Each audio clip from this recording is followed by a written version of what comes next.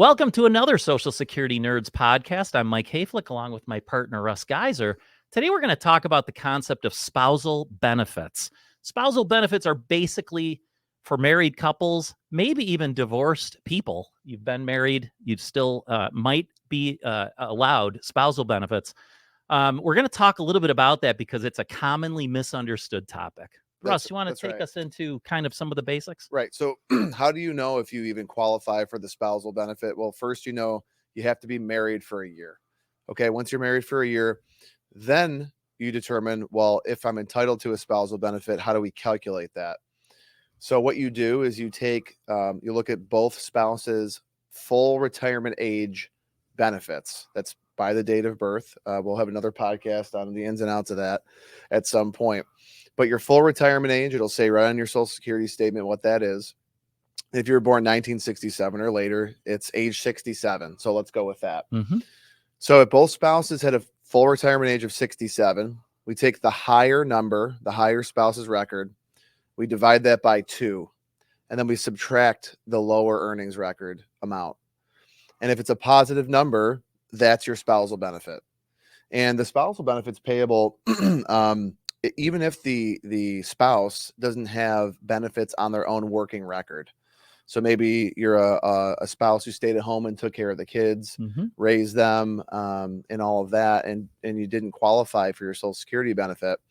Well, when you go to retire, if you both file at full retirement age, you will receive that 50% benefit. Yeah, so putting some numbers to that. So let's imagine the higher earner had what we call a PIA, a primary insurance amount. That's the monthly income benefit at your particular full retirement age. So $2,400. Let's say the lower earning spouse had a $1,000 per month benefit. As Russ said, we first have to take the first higher benefit, divide it by 2, $1,200. That compared to the lower spouse's record of $1,000 means there's an extra $200 of spousal benefit money coming to that lower earning spouse. So they're claiming together, let's say at their respective ages of 67, $3,600 a month, right? So extra benefits, folks, extra benefits to spouses, lower earning spouses, or as Russ just alluded to, spouses that never even had a fully insured status, never even had their own benefit of their on their own. One other concept I know, Russ, this confuses people. They think that, and they hear this obviously in the news or from neighbors or family members. Work at the water cooler, coffee maker. They hear, oh, I'm going to get half of my spouse's benefit. That's a very common thought, and that's very different than how we actually calculate the benefits. So if we take these people who claimed at full retirement age and said one of them might claim early, whenever you claim earlier than your full retirement age, there are reductions. If the second spouse, the lower earner, then claims their own benefits before full retirement age, not only is their own benefit, whatever that might be, reduced, but the spousal benefit is reduced.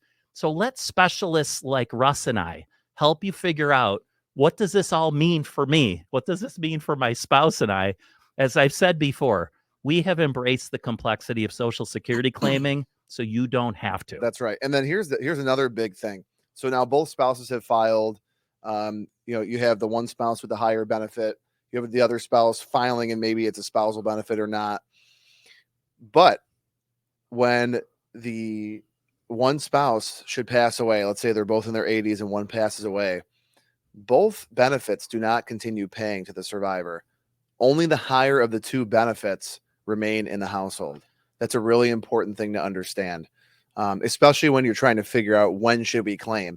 Maybe there are no household pensions or other guaranteed income to a surviving spouse. So if you both claim really early and take those 30% deductions when you claim at 62, you could really have a bad situation in the case of a widow. No doubt. 80% of men die married, 80% of women die single and live another 15 years. So it can be a huge, huge problem. And widows truly are the biggest victims of a poorly planned retirement. Yeah, for sure. Right. So having a retirement income plan, as we say, anchored with a cornerstone of Social Security income can be a game changer. That's right. Let us help you figure that out. You can see as we do the podcast, you see scrolling down below on the bottom of the screen ways to contact us. we'd love to run through a complimentary, we call it stress test of your plan. Russ, there's so many other parts to this. What we talked about today, folks, spousal benefits, that means extra benefits. What about for divorced spouses, though? Divorced spouses is a whole nother option. And I always hear the notion, I'm sorry to interrupt no, you, that's the notion okay. of, Yeah. oh, I'm going to claim, I'm going to get off my ex's record. And yeah. Or I don't want my ex to claim off my record and they're going to take my benefit. Yeah. The divorce spousal benefit has nothing to do with that. It Right. won't reduce your own benefit. Yeah. And You might think, oh, I'm going to give them one more final dig, right? You maybe weren't too amicable upon divorce. That's just not the case. I mean, you're all treated sort of separately based on your own record and on whatever the previous relationship records were. You had to be married for at least 10 years for the divorced spousal benefit to be an option, though. That's right. And how this works is you still, like we just talked about, how you would compare while married your spousal benefit. Those numbers still apply. Okay.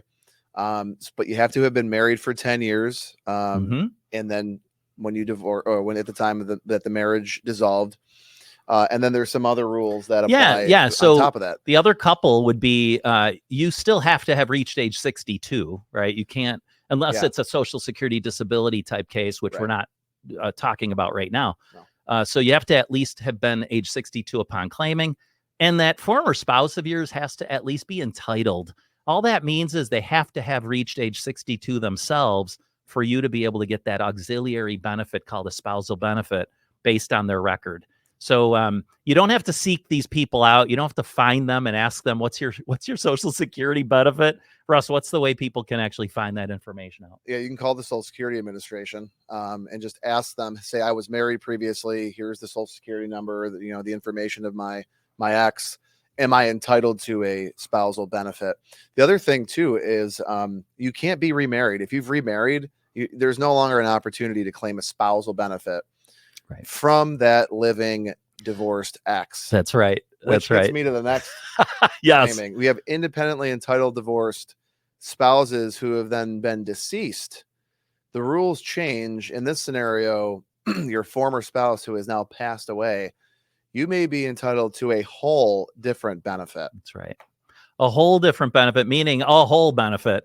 You might be able to then go from your own benefit to presumably the larger benefit based on your deceased divorced spouse's record.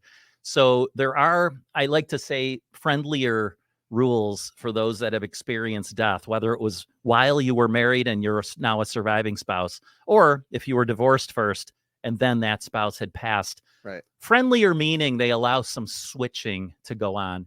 But again, we're not able to go to ssa.gov to get information for you. You have to get all that information on not only yourself, but on that divorced spouse. We can't tell you if someone has passed either. How do you find that out? You just got to kind of keep your ears and eyes open. If you think you might be entitled to a benefit like that, talk to Social Security, check obituaries, keep your kind of ears and nose into the network of people that you may have been together inclined to be around. Keep an eye and ear because you might be entitled to benefits on that divorced, deceased spouse's record. Russ, tell us about the idea that two people are married, but one of the people die within, that married situation. What are the benefits then? How does that work? Sure. So to have the survivor benefits play a role, 9 months the marriage must have lasted. Mm-hmm. Okay, then the spouse would have passed. There are some options though. If you're not disabled and you're a widower now, you can claim as early as age 60 the widower's benefit. You can actually switch your benefit as well. Mm-hmm. So if you claim the widower benefit at as early as age 60, you can then take that all the way until you're 70 and switch to your own benefit. Right. If that makes sense, if your own benefit would have outproduced the other. And Social Security Administration give you a list of side-by-side breakdown of both benefits if you were entitled to your own. If you marry or remarry after age 60, you can still qualify for the surviving spouse benefit as well. Yeah. So that's a little bit of a different thing if you were just divorced. Right. So you can still do that. Lots of flexibility. Yeah. So I think the key is you've got to get the data. You've got to really Yeah. know the ages and the criteria, because honestly, we've seen it where people say, "Yeah, I had a first marriage and my husband passed, but then I found new love. I found another spouse. I got married at 59 and a half years old." And we think, if that first husband had a much bigger benefit record than maybe the second husband, Mhm. in that case, you no longer have rights for surviving benefits from that first marriage. So sometimes it literally could be a matter of days or months that you've Right. now disqualified yourself from maybe much bigger benefits in your future. That's right. If you have questions, give us a call, 716-362-7099. We're happy to answer them. We do this all day. We talk to people all day about financial planning and really formulating the right Social Security claiming strategy. So please use us as a resource for that. Absolutely. Now, what about though if you have you're divorced and Mhm. your ex-spouse passes away? Mhm. What's the difference there then? Yeah, so you just would have to, first of all, know, you have to go then back to Social Security and say, listen, I want to know what not only my own benefits are, but on my deceased ex-husband's or ex-wife's record, I need to know what their benefits were. Because you do, as you said, Russ, like as early as age 60, you now have options. And again, we need to see the data to know what would make the most sense for you. There's all sorts of other factors going on here. Are you still working? Do you have other means of making your ends meet? Do you have You wealth would that have you have might to been spend married on? for 10 years though, and then divorced, and they Yes. passed away for this benefit to then be an option as well. Yeah. So there's some minor differences as well. Lots of stakeholders, right? Like if you're filing for Yeah. yourself and you're just simply alone, meaning single, remain single all of your life, we can help you. There's no question. We can also, though, I think in more profound ways, often help people who are married or have been divorced or widowed. And I think widows touch our hearts very deeply, because when we see a widow or a widower, we know it's already been painful emotionally, but now we can help you get through kind of financially with a good plan. How can you make it alone, so to speak? So That's right. definitely contact us. Again, the phone number, the website, incomeplanhq.com. We're going to keep doing these, folks, every week. We appreciate you viewing this and joining us. Every Monday. I don't know what our next topic's going to be, but join us next week to find out. Yeah, stay tuned. All And right. everyone have a great week. Thanks, guys. Thank you for Thank tuning you. in. Have a good week.